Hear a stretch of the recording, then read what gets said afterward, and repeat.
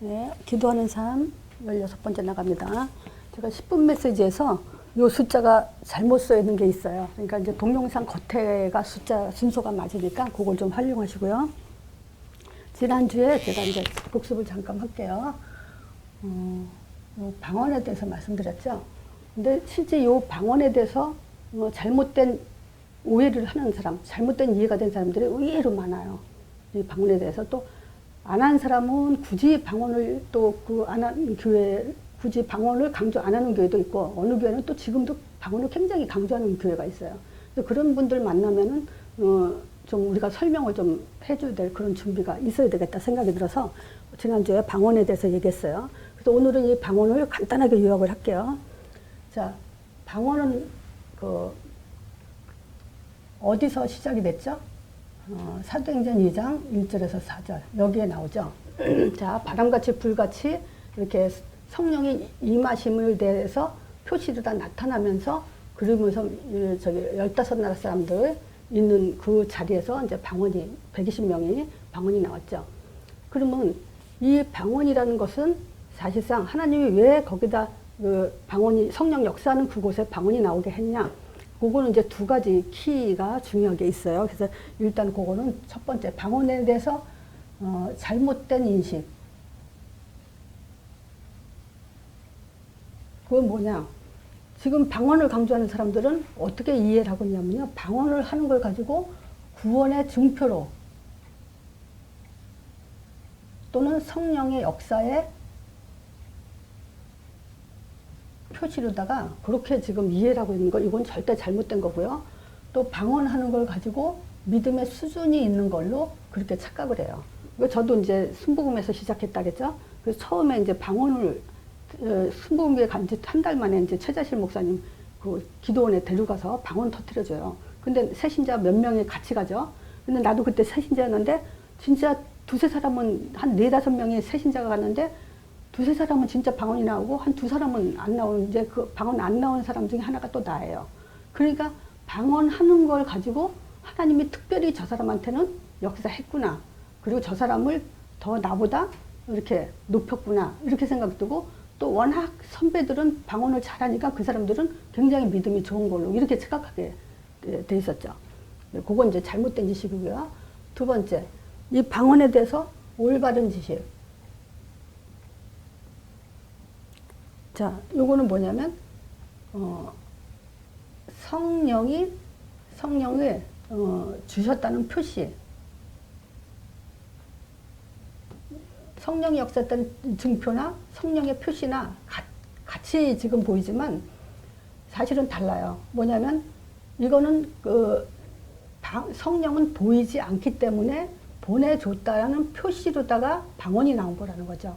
근데 이 사람들은 성령이 역사하니까 방언을 하니까 성령이 역사했다라고 보는 거기 때문에 그 해석이 전혀 하늘과 땅 차이예요. 그래서 이 성령을 통해서 이제 영원한 구원, 즉 내주된 거에 대해서 요엘서 2장 28절에 예언했던 것이 성취됐다는 그 표시로다가 성령이 임했다는 표시로다가 증인의 길을 가게 하기 위해서 표시로다 준 그 증거고 그 성령을 통해서 하나님의 큰 일을 말함을 듣도다. 즉 복음을 듣게 했다는 거죠. 이 두 가지가 올바른 지식이에요. 자, 그래서 진짜 방언이 뭐냐?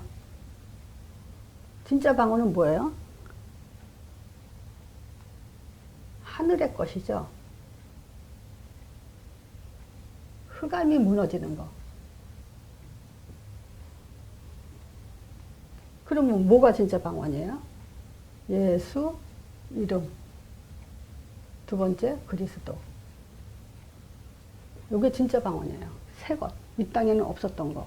흑암이 무너지지 않는데 오직 예수와 그리스도. 이것만이 흑암을 꺾는 하늘의 것이에요. 그래서 이렇게만 이해하고 있으면 좀 설명하기 좀 우리가 간단하게 정리할 수 있죠.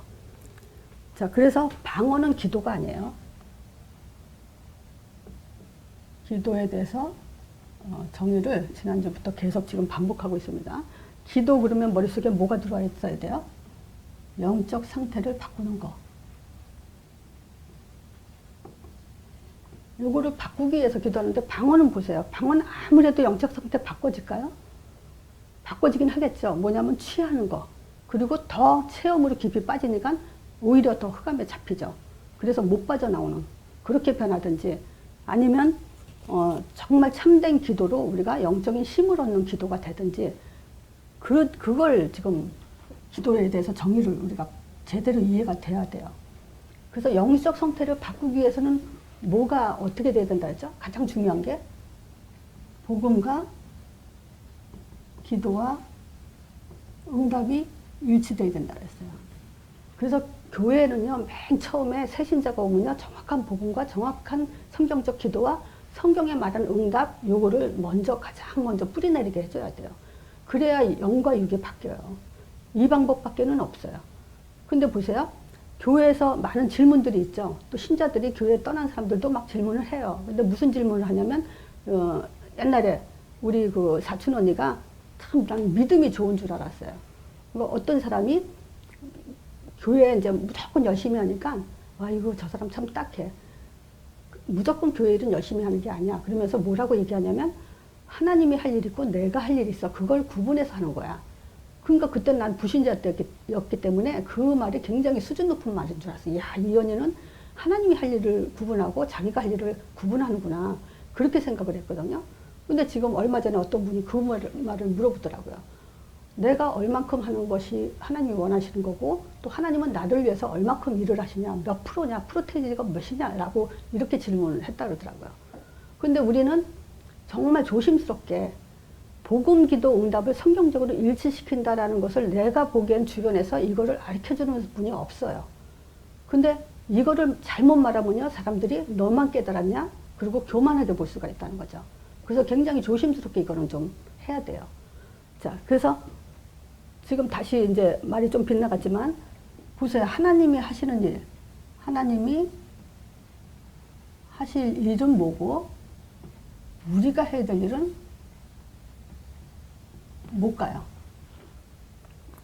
어떻게 구분할까요?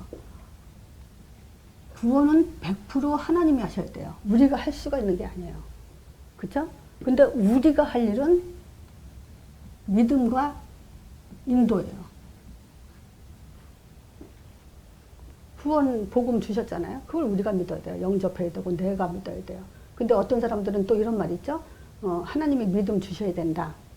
근데 그것도 이제 잘못하면 신비적인 해석이죠. 나는 가만히 있는데 하나님이 믿음을 줘서 믿어져요? 근데 그거는 아니죠.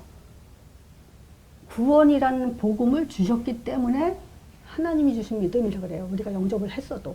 내 거를 영접한 게 아니잖아요. 또 다른 걸, 석가모니가 주장하는 걸 믿는 게 아니잖아요, 우리는.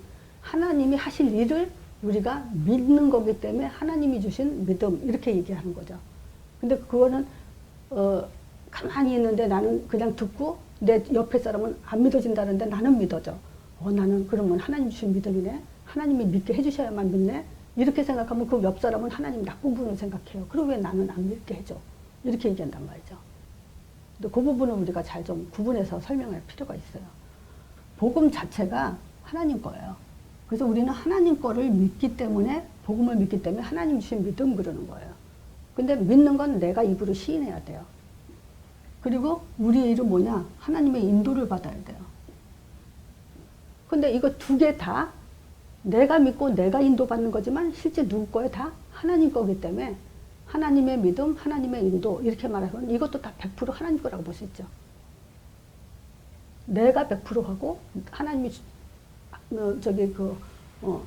믿게 하는 것도 100%라고 보시는 거죠. 그렇게 설명하면 과연 이해가 될지는 모르겠지만 어쨌든 우리는 그렇게밖에 말할 수가 없죠. 자, 그래서 다시 말씀드리면요, 이 복음과 기도와 응답을 성경적으로 먼저 일치시킨 다음에 이런 사람들한테 요것부터 설명을 해주고 들어간다면 아마 그 질문이, 많은 질문들이 없어질 거예요. 왜 이런 질문들이 있냐? 기도가 뭔지 모르고 응답이 뭔지 모르니까, 복음이 뭔지 모르고, 그러니까 질문들이 많은 거죠. 그래서 이걸 가지고 우리가 영적 상태를 바꿔야 되고요. 또 영적 상태가 바뀌었다라는 것을 우리가 어떻게 할 수 있냐면요. 예수 이름에 답이 나고 여기에 힘을 가질 수 있다면 다른 게 안 들어와도 돼요. 뭐 은혜를 받았으면 좋고 안 받으면 안 좋고 이게 없어지죠. 말하자면 우린 신앙은 업앤다운이 없는 게 맞는 거예요. 늘 항상 일정이죠. 어느 때는 저 진짜 뭐 은혜 받았다가 안 받았다 그거는 종교죠.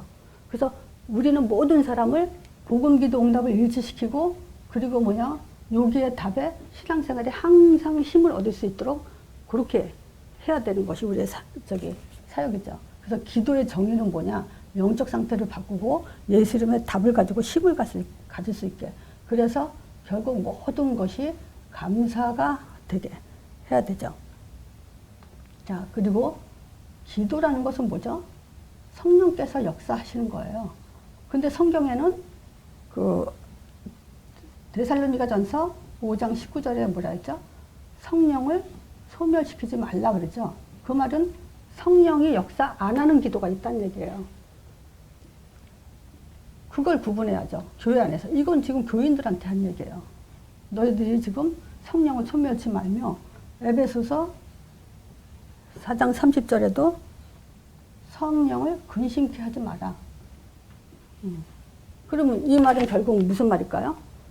성령이 역사가 없는 기도라는 것은 지금 우리가 항상 어디 기도에 집중해야 되냐면 언약 기도에 집중해야 돼요. 하나님의 뜻과 하나님의 그 소원이 담겨진 기도와 내 기도 그 차이가 있죠. 그래서 우리는 언약 기도라 그러죠.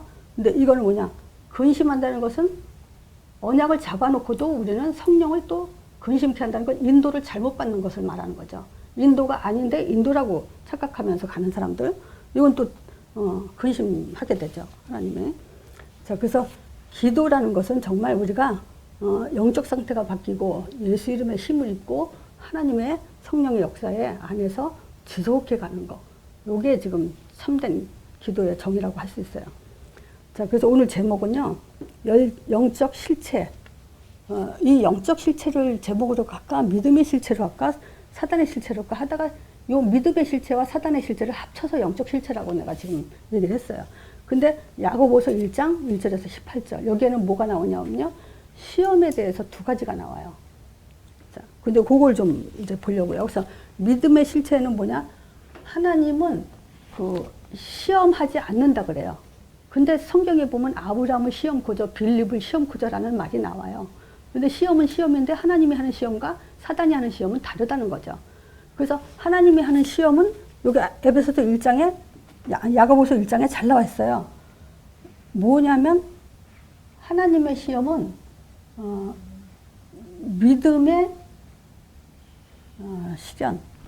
시련을 지금 이기게 하려고, 넘어가게 하려고. 그래서 여러 가지 시험을 만나거든. 시험은 여러 가지가 있죠. 사람마다 다 틀려요, 시험은. 그래서 어떤 사람이 저 사람은 저런 것까지 시험 들어? 이러지만 또 나는 다른 것에 시험을 들 수가 있다는 거죠. 그래서 시험은 누구나에게나 오는 거고 시험은 아무도 피할 수가 없다는 거예요. 시험은 항상 있어요. 그리고 피할 수도 없어요. 그래서 우리는 그거에 대해서 좀 정신 차려야 돼요. 그럼 그 시험이 뭐냐? 야고보서 1장 2절에 이런 말을 해요. 여러 가지 시험을 오거든 기쁘게 여겨라. 아니, 시험이 오는데 어떻게 이게 기쁠까요? 3절에 왜 기뻐야 되냐? 인내를 만들어내려고. 믿음의 시련이 인내를 만들어내요. 진짜 이거는 신앙생활 오랫동안 해본 분들은 알잖아요. 진짜 믿음의 시련 있죠? 그걸 견뎌내니까 이기잖아요. 왜 인내를 만들어내냐면요, 온전케 하고 부족함이 없게 하려고. 요 말만 들어도 우리는 하나님이 뭘 원하는지 알겠죠? 믿음의 반석 위에 서라. 한마디로 말하면 이거예요. 흔들리지 마라. 이거예요. 그래야 시험을 참는 자는 복이 있다. 다시 한번 말하면요. 하나님은 우리한테 가장 좋은 것을 주시길 원하고 계세요. 근데 그걸 줄 때는 시험을 통해서 준다는 거예요. 그래서 시험을 참고 인내하고 견디고 넘어서면은 그 복을 하나님이 주시고자 하는 복을 받게 돼 있다는 거죠. 그래서 사단이 주는 시험과 하나님 주는 시험은 다르다는 거예요. 우리는 복 받기 위한 시험, 응답 받기 위한 시험이고 또 사단이 주는 시험은 다른 거예요. 그래서 그것도 이제 설명할 거예요. 근데 이렇게까지만 얘기하면 종교가 돼요. 우리 이거 그 복음 알기 전에 이거 안 했겠어요? 맞아, 시험 참아야 돼. 그래야 복 받아. 하나님은 인내를 얻게 하려고 그래. 그러면서 많이 참았죠. 근데 참을 수 있는 답을 줬어요. 3가지. 그게 바로 복음, 기도, 응답이요. 또 얘기하지만요. 우리는 뭘 믿죠? 예수를 믿습니다. 어떻게 믿죠? 하나님의 아들이시고 그리스도이심을 믿는 거예요. 우린 사역 차원에서 이렇게 말을 해주고 또 말하게 해줘야 돼요. 우리는 뭘 믿습니까? 예수 그리스도요. 그러면 안 돼요.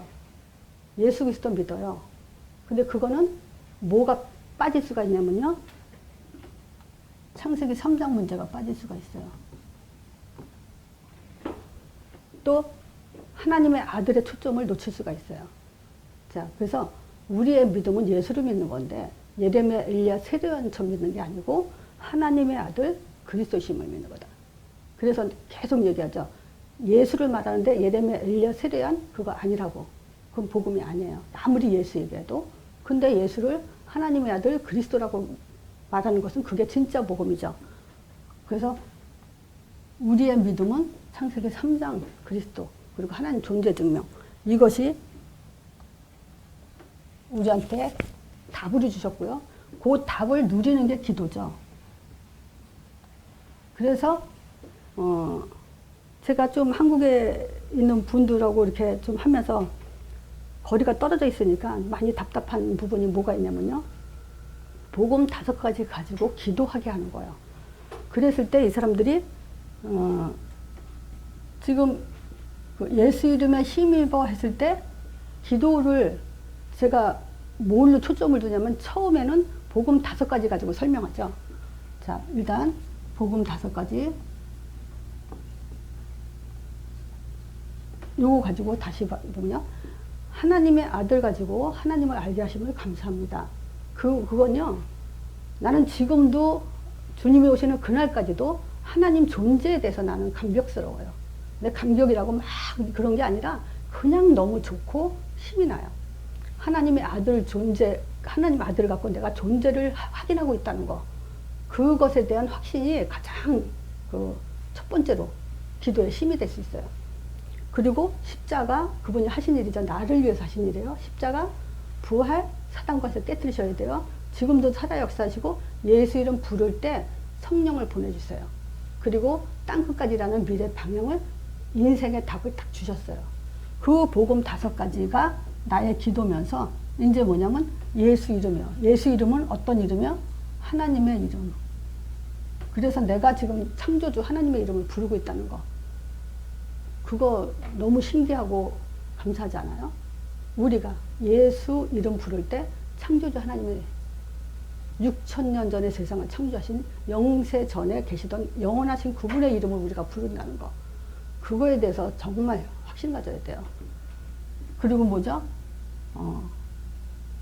모든 저주 재앙 다 이뤘다 그랬어요.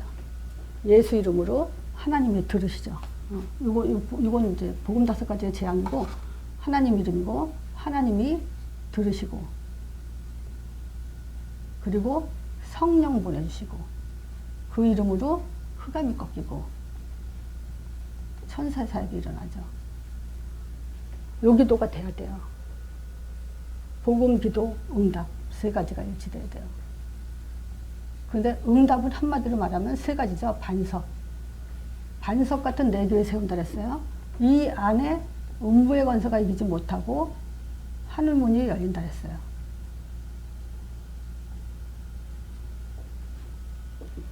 그러니까 정말요, 요거 가지고 영적인 힘과 답이 안 되면요, 어떻게 시험을 이기고 어떻게 우리가 연단을 이기겠어요. 근데 이거를 하다 보면 진짜 이것이 그렇다라는 것이 인정이 될 수밖에 없어요.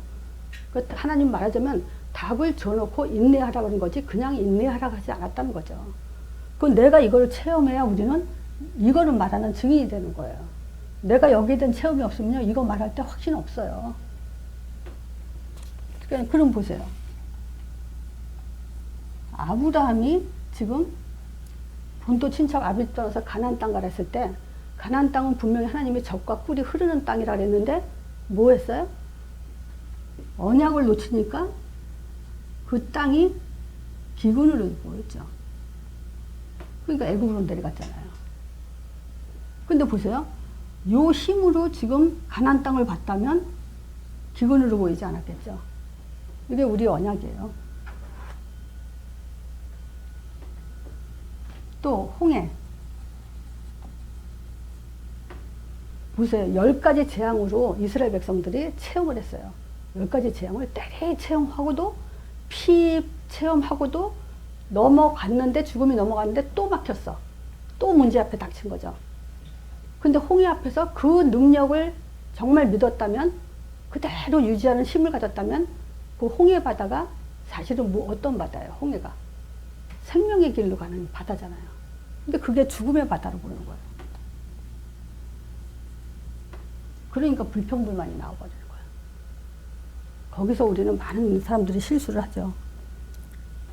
또 광야에서, 광야 삶은 우리가 쉽게 우리 이제 알죠?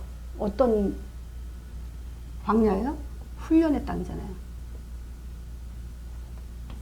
근데 훈련의 땅이라고 생각하지 못하면 고난의 땅으로 밖에는 안 보이죠. 그래서 히브리서 기자가 이런 말을 해요. 징계는 누구나 다 받는다. 피할 수 없다. 시험은 누구나에게 다 온다. 근데 뭐라고 얘기하죠? 징계를 받지 않는 것은 사생아. 부모가 없는 자식이나 그렇다.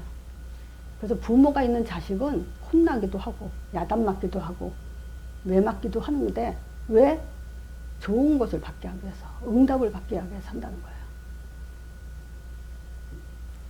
자, 그래서 우리의 믿음의 실체, 요걸 가지고 진짜 시험을 만나든 기쁘다는 것을 체험이 먼저 돼야 돼요. 이렇게 또 우리는 만남에서 사람들을 만들어야 되고. 자, 근데 두 번째 시험이 있어요. 그거는 이제 사단이 하는 거죠. 자, 사단의 시험. 1장 15절에 야고보서. 여기 뭐라고 나오냐면요. 사단은 사단의 시험인지 하나님의 시험인지 어떻게 하는지 구분하는 줄을 답을 줬어요. 어떻게 할까요? 시험이 왔어. 이거는 사단이 준 건가 하나님이 준 건가. 그랬을 때 내 욕심에 온 거냐, 요거는 사단이 준 거라는 거야. 또 그래서 우리가 이런 게 있잖아요. 답을 갖고 있고 분명한 하나님의 언약이 있기 때문에 어떤 문제가 오고 나를 핍박을 하고 나를 미워하고 싫어해도 괜찮잖아요. 그쵸? 상관이 없잖아. 근데 거기에 감정이 생겨버려. 그러면 어떤 문제가 오냐? 그때부터 문제가 더 커지기 시작하는 거예요. 근데 보세요. 이 욕심이라는 것은 우리가 먹는 거, 입는 거, 뭐 그것도 욕심이지만 사역자들에게는 동기도 욕심이에요. 자기 목적도 욕심이고 인본주의도 이거 다 욕심이에요. 그리고 제가 이렇게 보면 이렇게 양육받은 사람들 중에서 어떤 사람은요, 메시지를 자랑 삼아 하려고 하는 사람이 있어요. 메시지를 나 이만큼 안다라고 자랑 삼아 하려고 하는 사람들. 그것도 다 욕심에 의해서 오는 거예요. 그런 것들은 결국 하나님 앞에서 하는 게 아니죠. 또 이 동기는, 사역자들끼리의 동기는 또 뭐가 오냐면요, 결국 자기를 죽이게 돼요. 그래서 지금 얘기가 조금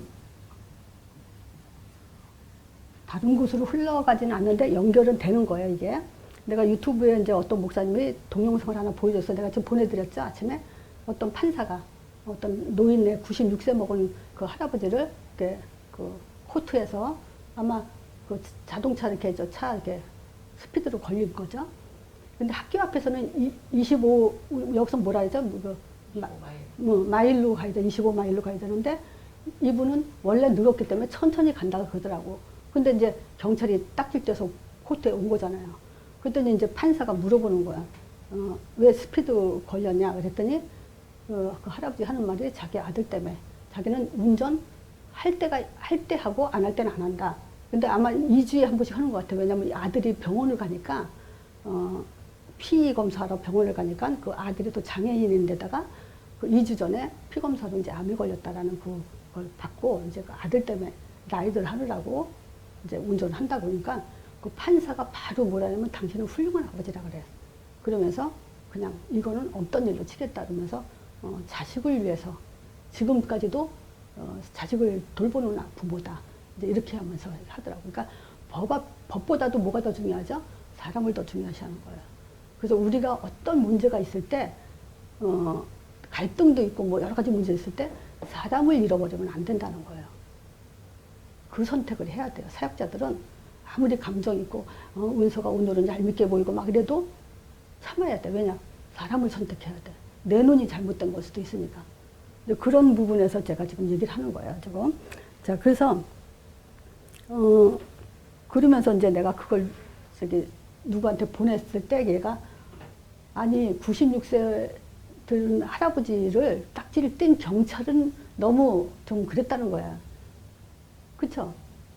그러고 보니까 그러네. 아니, 그 96세 먹은 할아버지가 운전하는 건 오죽하겠어. 그냥 보내드리지, 웬만하면. 근데 딱지 뗐다고 이제 그 얘기를 하더라고. 근데 나는 또 그 생각이 드는 거야. 너무 나이 먹은 할아버지 왜 나와, 차에. 그러니까 그냥 일부러 딱지 떼서 다시는 운전 못하게 하려고. 난 또 그렇게 해석을 하는 거야. 그러니까 이 말은 뭐냐면 생각을 어떻게 하냐에 따라서 시험거리가 되기도 하고 아니기도 하다는 얘기죠. 그래서 우리는 살리는 쪽으로 모든 것을 해석해야 된다. 그 얘기를 하는 거야. 자, 그래서 혹시 내 기준으로, 내 목적으로 모든 것을 보면 안 된다. 왜냐? 성경에는 분명히 말하고 있어요. 이 욕심은 죄를 낳는다 그래. 그럼 뭐라 그러죠? 죄가 장성해져. 그러면 어떻게 돼요? 사망을 낳는다. 이 말은 뭐냐? 스스로 죽는다는 거죠. 누구에 의해서 죽는 게 아니라 내가 욕심이 나서 죄가 장성해지고 내가 죽는다는 거예요. 그랬을 때 지금 예수님의 시험도 한번 보자고요. 자, 사단이 선악과 처음에 그 아담과 하와를 시험했을 때 뭐라 그랬어요? 선악과 먹지 말라 그랬냐, 하나님이. 그랬을 때 하와가 다 먹어도 중앙에 있는 나무만 먹지 말라 그랬다. 그러니까 그때 사단이 뭐래요? 먹으면 죽을까 하느라니까 절대 안 죽는다. 그 말 듣자마자 어떻게 그 하와의 상태가 어떻게 변했어요? 사단의 음성을 듣고 보니까 먹음직스럽다 그랬어요. 그리고 보암직스럽다 그랬어. 그리고 지혜롭게 한 만큼 탐스럽게 됐다 그랬어요. 근데 그 사단은 분명히 성령에 이끌려, 그러면 하나님도 시험을 허락한 거란 말이에요, 지금. 근데 사단이 시험했을 때 그러면 하나님이 이렇게 시험해라 라고 말하지 않았어요. 그냥 시험하게끔 광야로 몰아내셨고 사단은 시험하는데 사단의 시험은 늘 똑같다는 거야. 예수님 시험할 때 뭐랬어요? 돌 가지고 떡만 돌 먹어봐라. 먹는 거 가지고. 그리고 성전 꼭대기에 올라가. 그리고 천하만국을 보여주면서 뭘 얘기했어요? 명예요? 권세요? 똑같아요. 먹는 거. 그래서 제가 그 요한복음 6장에 보면 예수님은 빌립을 시험하잖아요. 시험하면서 뭐라 그래요? 이 사람들이 광야에서 막 그 요한복음 6장에는 5장에 그 38년 된 병자가 누워있다가 이제 그 예수님한테 치유를 받잖아요. 사람들이 그거 보고 처음에는 병자 고친 거 가지고 예수님을 쫓아와. 그랬더니 나중에는 예수님 뭐라냐? 니들이 지금 병자를 고친 표적을 보고 따라오는 게 아니고 먹을 것 때문에 따라온다. 이렇게 얘기를 해. 그렇지만 예수님은 여기에 피하죠. 왕으로 우리의 임금 삼아야 되겠다. 왕 삼아야 되겠다. 그러면 안 굶어 죽을 것 같거든. 그때 예수님은 피하는 거예요. 그랬을 때 우리가 뭘 받아야 되냐? 육적인 것에는 하나님은 피해버린다. 그 결론을 볼 수가 있다는 거야. 자, 이런 것에 예수님이 뭘로? 오직 말씀으로, 즉 예수 그리스도 이름으로. 말씀은 뭐예요? 두 가지라 했죠.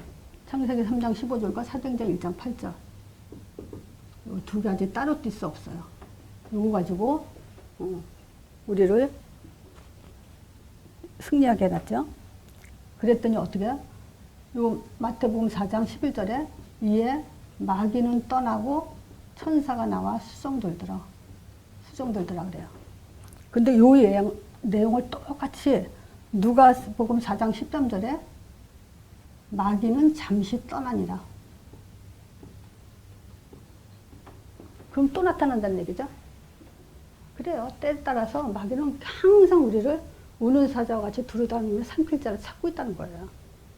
예수님한테도 저렇게 시험한 마귀가 우리한테는 없겠냐고 이게. 자, 그래서 지금 우리의 영적 실태는 믿음의 실체 속에 있을 거냐, 사단의 실체 속에 있을 거냐, 이제 거기에 집중해야 되고요. 또 우리에게는 늘 시험 피할 수 없어요. 시험은 항상 있게 돼 있는데 그 시험을 하나님이 준 거냐, 사단이 준 거냐, 그거 구분해야 된다는 거죠. 그랬을 때 우리는 하나님이 원하시는 것은 믿음의 반석같이 서라는 거고, 사단이 주는 것은 욕심에 잉태돼서 스스로 죽게 되는 거다는 거죠. 그래서 결론적으로 내 개인적으로 있죠. 나는 어떤 문제, 시험 이런 거 왔을 때 반드시 여기서 한 가지 더 더하는 게 있어요. 그게 아브라함 불렀을 때 약속이에요. 나의 정체성이에요. 뭐냐? 복의 근원으로 삼으셨어요. 내가 아무리 시험을 당해도 나는 그거 믿어요. 예수 이름 부르는 자 하나님이 복의 근원으로 삼으셨다는 거. 또 큰 민족을 이룰 거라는 거. 전도자로 부르셨다는 거. 그리고 나의 배경이 되어준다는 거. 나를 축복하는 자 축복하고 나를 저주하는 자 대신 하나님이 저주하신다는 거. 요 기도 속에는 반드시 요 약속이 들어있어요. 그래서 괜찮다는 거죠. 상관이 없다는 거죠. 그래서 일단 나한테 어떤 문제, 상황 이런 게 오더라도 딱 결론은 그거예요. 나하고는 상관없는 문제예요. 왜냐? 내가 하나님 앞에 있다면. 그죠? 자, 그래서